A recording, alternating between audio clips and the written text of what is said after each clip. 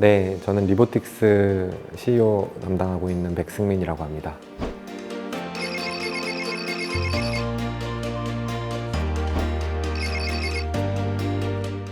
리보틱스는요, Robotics for Industrial Innovation의 약자라고 보시면 될 것 같고요. 결국은 로봇 기술을 활용해서 산업을 혁신한다라는 메시지를 담고 있습니다.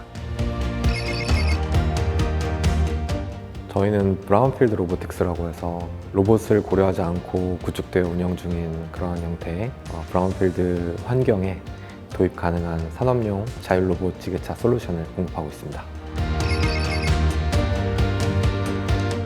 결국에는 그런 비정형 가변 환경, 즉 로봇을 전혀 고려하지 않는 그런 환경에서도 별도의 그런 인프라 구축 없이, 시스템 통합 없이 도입 가능한 형태의 로봇을 저희는 개발하고 있고요. 그래서 핵심 기술이라고 하면 로봇 자율주행, 로봇 자율 작업 이런 기술이라고 말씀드릴 수 있을 것 같고, 저희가 이제 추구하는 기술이 완성이 되게 되면 그동안 로봇에서 어느 정도 소외받았던 그런 산업 섹터들, 그러한 고객사들을 대상으로 일종의 로봇의 대중화를 가능하게 할 수 있다라고 기대하고 있습니다.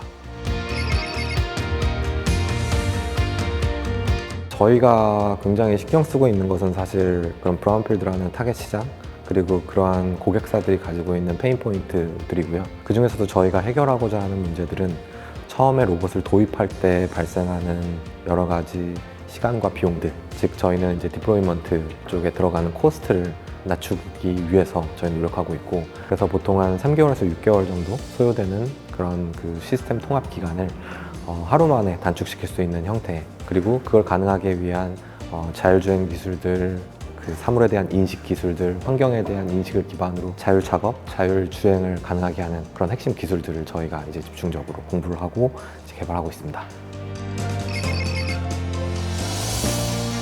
사실 저는 뭐 로봇이나 자율주행 혹은 이제 사람이 하지 않아도 되는 부분을 기술, AI나 이제 로보틱스 기술로 자동화시킨다라는 부분에 대해서는 사실 대학교 때부터 굉장히 관심이 많았던 것 같고요. 그러면서 이제 제가 졸업한 이후에 자연스럽게 산업용 로봇이라는 분야에 10년 넘게 종사를 하게 되면서 그때 배운 게 하나가 있다고 하면, 로봇은 그 자체로는 의미 있는 일을 할 수가 없고요. 그냥 움직이는 정도이고 불완전한 형태의 기계류이고, 그게 어떤 특정한 타겟 작업, 특정한 애플리케이션을 위해 시스템 통합이 완성이 되었을 때 그제서야 비로소 의미 있는 일을 할 수 있다라는 게 저희 업계에서의 불문율이었던 것 같습니다. 그런데 제가 사업을 할 때 그래서 이러한 문제를 어떻게 극복할까를 고민하는 과정에서 이 시스템 통합이라는 부분들이 불가피하면서 동시에 로봇이 확산되는 데 있어서 가장 큰 방해 요소라고 생각을 하게 되었고요. 이러한 문제들 때문에 우리 로봇을 분명히 산업에서도 많이 쓰이고 있음에도 불구하고 로봇을 쓸 수 없는 그런 고객사들, 그들을 찾은 게 어떻게 보면 브라운필드였던 것 같습니다.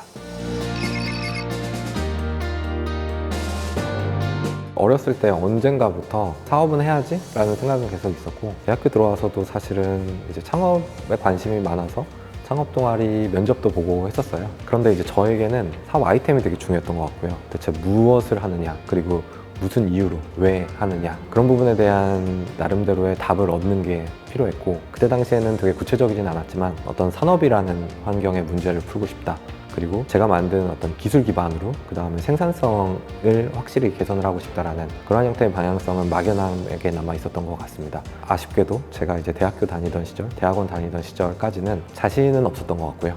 그래서 산업 현장으로 일단 제가 경험을 확보를 하자, 그렇게 하다 보니 이제 자연스럽게 뭐 현대 로보틱스나 이제 유니버셜 로봇이라는 회사들을 거쳐서 산업용 로봇에 대한 지식과 경험들을 좀 쌓을 수 있었고, 그런 부분들이 역량에 대한 자신감이 있었던 차에 마침 또 그 직전 회사에서 스타트업에서 좀 일을 하면서 창업에 대한 생태계에 대한 이해도 높아지면서 그때 공동 창업자도 만나고, 그래서 자연스럽게 지금 리보틱스라는 회사를 창업하게 되었습니다.